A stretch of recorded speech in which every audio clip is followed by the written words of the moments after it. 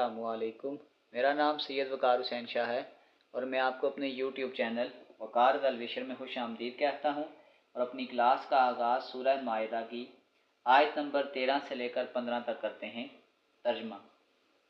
फिर उनकी अहद शिकनी की वजह से हमने उन पर अपनी लानत नाज़िल फरमा दी और उनके दिल सख्त कर दिए कि वो कलाम को उसकी जगह से बदल डालते हैं, और जो कुछ नसीहत इन्हें की गई थी इसका बहुत बड़ा हिस्सा भुला बैठे। इनकी एक न एक ख़यानत पर तुझे इत्तला मिलती रहेगी। हाँ, थोड़े से ऐसे नहीं भी हैं, बस तू इन्हें माफ़ करता जा और दरगुजर करता रह। बेशक अल्लाह ताला एहसान करने वालों से मोहब्बत करता है। और जो अपने आप को नसरानी कहते हैं, हमने इनसे भी अहदो पैमान लिया, उन्होंने भी इसका बड़ा हिस्सा फरामोश कर दिया। और जो इन्हों नसीहत की गई थी तो हमने भी इनकी आपस में बुग़्ज़ व अदावत डाल दी जो ता क़यामत रहेगी। और जो कुछ ये करते थे अनकरीब अल्लाह ताला इन्हें सब बता देगा।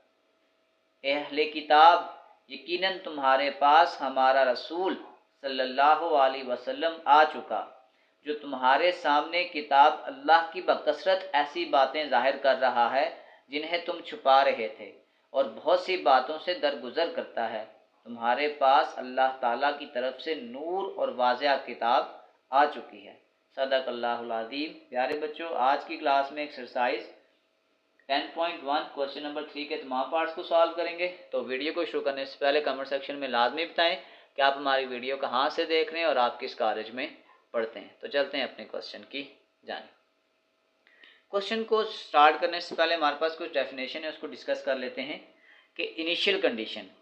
An initial condition is a value of a for the solution of the differential equation at a specific point. It has determined a particular solution from the general solution। अब आपके पास ये जो इनिशियल कंडीशन होती है, ये क्या चीज़ है, इसको थोड़ा सा अभी डिस्कस कर लें। हमारे पास ये एक क्वेश्चन की इनिशियल कंडीशन गिवन है। इस क्वेश्चन की इस इनिशियल कंडीशन को यूज़ करते हुए हमारे पास ये जो जनरल सॉल्यूशन दिया हुआ है, इस जनरल सॉल्यूशन से हम एक स्पेसिफिक सॉल्यूशन भी निकाल सकते हैं। इसकी एग्जांपल ले लेते हैं। अगर हम ये कहते हैं कि y is equal to x plus two, तो अगर मैं यहाँ से इसका डेरिवेटिव लूँ dy बाई डी एक्स, इसको हम डिफरेंशियल बोलते हैं, तो ये आ जाएगा d by d x into x plus two. तो इसका जो इक्वेशन आ जाएगी वो यूँ आ जाएगा dy by d x is equal to x का डेरिवेटिव 1 और कांस्टेंट का डेरिवेटिव 0। अब इस इक्वेशन की भी डिफरेंशियल का आंसर ये आ रहा है। और अगर मैं एक और इक्वेशन ले लेता हूँ y is equal to x plus 5, तो ये आपके पास आ जाएगा dy by d x is equal to d over d x into x plus 5। तो ये आपके पास आ जाएगा dy by d x is equal to, इसका आंसर भी आपके पास 1 आ जाएगा। अब देखें, इधर मैं x प्लस 2 ले रहा हूँ तो भी आंसर 1 आ रहा है, इस x प्लस 5 ले रहा हूँ तो भी आंसर 1 आ रहा है। तो इनिशियल कंडीशन आपके पास ये होती है कि इनिशियल कंडीशन को यूज़ करते हुए हम उसके जनरल सॉल्यूशन से उसका स्पेसिफिक सॉल्यूशन निकाल सकते हैं। इन शॉर्ट, हम ये जो c है, ये आपके पास एक जनरल कांस्टेंट होता है। इस इनिशियल वैल्यू को यूज़ करते हुए हम इसकी जो स्पेसिफिक कंडीशन होगी c के लिए, हम उसको फाइंड आउट कर सकते हैं। अब पार्टिकुलर सॉल्यूशन क्या है कि a particular solution of a differential equation is the solution that satisfied both the differential equation and the initial condition. अब देखें, आपके पास जो इनिशियल कंडीशन होगी ये आपके पास जनरल कंडीशन को भी सेटिस्फाइड करती है और स्पेसिफिक सॉल्यूशन को भी सेटिस्फाइड करेगी। इन शॉर्ट, जैसे यहाँ पे आपके पास देखें तो भी आंसर 1 आ रहा है और यहाँ पे भी आंसर 1 आ रहा है, तो इसका मतलब है कि ये वाली अगर दोनों कंडीशन होंगी तो ये जनरल सॉल्यूशन या पार्टिकुलर कंडीशन को किसी एक को सेटिस्फाइड करेंगी, क्योंकि ये दोनों वैल्यूज़ डिफरेंट हैं। इसलिए हम कहते हैं कि हमारे पास जो इनिशियल कंडीशन होगी वो और जो जनरल सॉल्यूशन और स्पेसिफिक सॉल्यूशन होगा वो उन दोनों को सेटिस्फाइड करती है। अब हम चलते हैं अपने क्वेश्चन की जानिब, तो और ज़्यादा क्लियर हो जाएगा कि इनिशियल कंडीशन क्या है और हमारे पास जनरल कंडीशन क्या है। क्वेश्चन को सॉल्व करते हैं तो कंसेप्ट सारा और क्लियर हो जाएगा। Question number 3, in each case use initial condition and the general solution, एक आपके पास जनरल सोल्यूशन होगा और एक इनिशियल कंडीशन होगा to determine the particular solution. सबसे पहले हम लिखते हैं कि आपके पास जो जनरल सोल्यूशन है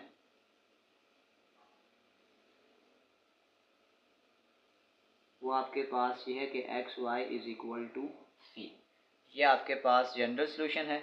और हमारे पास जो इनिशियल कंडीशन दी जा रही है वो आपके पास ये है कि y of 2 is equal to 1। इस इनिशियल कंडीशन को यूज़ करके हमने इसके जनरल सोल्यूशन से स्पेसिफिक सोल्यूशन को फाइंड आउट करना है। ये पे जो आपके पास y ऑफ 2 लिखा हुआ है इसको आप यूँ समझ लें कि आपके पास ये लिखा हुआ है y of x is equal to 1। इसका मतलब मैं कह सकता हूँ कि x की वैल्यू आपके पास 2 है और जो y की वैल्यू वो आपके पास 1 है, यानी x is equal to 2 and y is equal to 1। इसकी x की वैल्यू 2 और y की वैल्यू 1 को हम अपने जनरल सोल्यूशन में पुट करते हैं तो ये आपके पास आ जाएगा x की वैल्यू 2 है और y की वैल्यू आपके पास 1 है equal to c। 2 1 or 2 is equal to c। इस 2 की इस वैल्यू को हम यहाँ पे पुट करते हैं तो हमारे पास ये जो जनरल सोल्यूशन था अब स्पेसिफिक सोल्यूशन में कन्वर्ट हो जाएगा। स्पेसिफिक सोल्यूशन तो वो आपके पास आ जाएगा x y is equal to 2। पिछले क्वेश्चन में जैसे मैंने आपको एग्जांपल बताई थी कि उसमें कांस्टेंट हमें आइडेंटिफाई नहीं था कि कांस्टेंट की एग्जैक्ट वैल्यू क्या है। ये आपके पास एक जनरल सोल्यूशन है। इस इनिशियल कंडीशन को यूज़ करते हुए हमने इसकी जनरल सोल्यूशन से इसका स्पेसिफिक सोल्यूशन निकाल लिया और ये हमारे पास इसका फाइनल आंसर है। चलते हैं इसके पार्ट बी की जानिब। Number B, part number B में सबसे पहले आपके पास जो जनरल सोल्यूशन आपके पास गिवन है वो आपके पास ये है y is equal to x minus x log of x plus c. और हमें जो इसकी इनिशियल कंडीशन गिवन है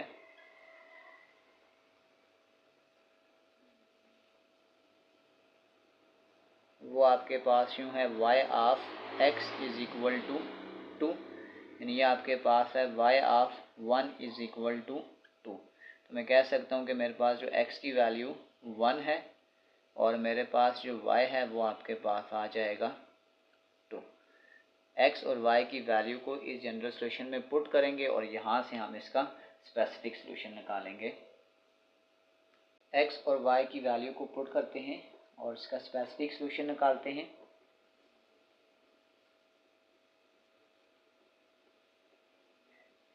y की जगह आपके पास आ जाएगा 2 इज इक्वल टू एक्स की जगह आ जाएगा 1 माइनस 1 लॉग ऑफ 1 प्लस सी। आ जाएगा 2, ये प्लस 1 इधर आके minus 1 is equal to minus log of 1 plus सी आ जाएगा। लॉग ऑफ 1 जो आपके पास होता है ये आपके पास 0 होता है, 2 में से 1 निकालेंगे 1 इक्वल टू माइनस 0 प्लस सी। तो सी आपके पास आ जाएगा सी इक्वल टू 1। तो अब हम कह सकते हैं कि जो इसका स्पेसिफिक सोल्यूशन है इस सी की वैल्यू को यहाँ पे पुट कर लें तो हमारे पास जो रिक्वायर्ड स्पेसिफिक सोल्यूशन आ जाएगा वो आ जाएगा y equal to x minus x log of x plus 1। ये आपके पास इसका रिक्वायर्ड स्पेसिफिक सोल्यूशन है। हमने इनिशियल कंडीशन को यूज़ करते हुए इसके जनरल सोल्यूशन से इसके स्पेसिफिक सोल्यूशन को फाइंड आउट कर लिया है। चलते हैं इसके पार्ट सी की जानिब। नंबर सी, आपके पास जो जनरल सोल्यूशन है वो आपके पास आ जाएगा sine x y plus y equal to c. और हमारे पास जो इसकी इनिशियल कंडीशन है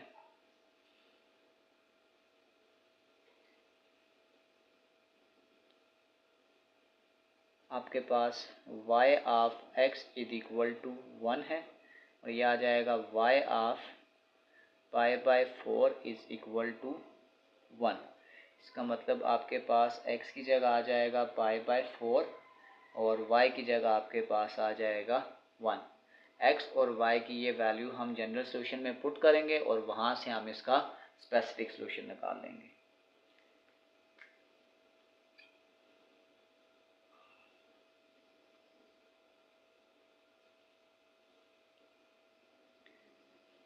साइन x, ये जो π/4 होता है ना, ये आपके पास 45 होता है। इसका मतलब ये आ जाएगा साइन 45। y की जगह आपके पास आ जाएगा 1 plus y 1 equal to c। जो साइन 45 होता है ये आपके पास होता है 1/√2 प्लस 1 इक्वल टू c। √2 अगर आप एलसीएम ले लें तो ये जब मल्टीप्लाई होगा यहाँ पे आ जाएगा 1 plus √2 is equal to c। ये आपके पास हमने c की वैल्यू को निकाली है। c की वैल्यू को यहाँ पे पुट करते हैं तो इसके जनरल सॉल्यूशन से हम इसके स्पेसिफिक सॉल्यूशन को फाइंड आउट कर लेते हैं। तो ये आपके पास आ जाएगा sine xy plus y is equal to 1 plus √2 divided by √2। ये आपके पास फाइनल स्पेसिफिक सॉल्यूशन है। चलते हैं इसके पार्ट डी की जानिब। डी बिल्कुल part number A B C की तरह है। सबसे पहले आपके पास आ जाएगा जनरल सॉल्यूशन। वो आपके पास y square divided by x is equal to x square divided by 2 plus c. और हमारे पास जो इनिशियल कंडीशन हमें गिवन है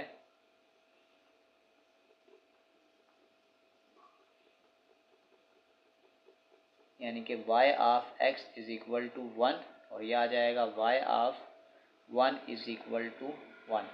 इसका मतलब आपके पास x की वैल्यू भी 1 है और जो y है वो भी आपके पास 1 है। x और y की वैल्यू को यहाँ पे पुट करेंगे और यहाँ से हम इसका स्पेसिफिक सॉल्यूशन निकालेंगे।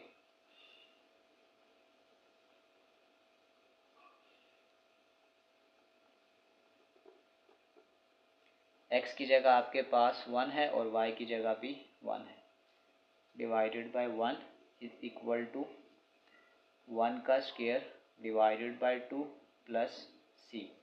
आ जाएगा 1 is equal to 1/2 plus C. इसको माइनस कर दो 1 माइनस 1/2 इक्वल टू सी। इसको अगर हम फर्दर सॉल्व करें आ जाएगा C is equal to 2 LCM 2 1s are 2 minus 1। C is equal to 1/2। सी की वैल्यू आपके पास 1/2 है। तो सी की वैल्यू को अगर हम जनरल सॉल्यूशन में पुट करें तो हम इसका स्पेसिफिक सॉल्यूशन निकाल सकते हैं। वो आ जाएगा y square divided by x is equal to x square divided by 2 plus इस सी की जगह ये आंसर पुट करेंगे आ जाएगा 1/2। तो ये हमारे पास इसका रिक्वायर्ड स्पेसिफिक सॉल्यूशन है और ये हमारे पास इसका फाइनल आंसर है। इसी के साथ क्वेश्चन नंबर 3 कंप्लीट सॉल्व हो चुका है। आखिर में मैं एक प्ले लिस्ट लगा दूंगा। इस प्ले लिस्ट में जाकर आप किसी भी वीडियो को विज़िट करना चाहें तो आसानी से विज़िट कर सकते हैं। आखिर में एक छोटा सा मैसेज अपने देखने और सुनने वालों के लिए।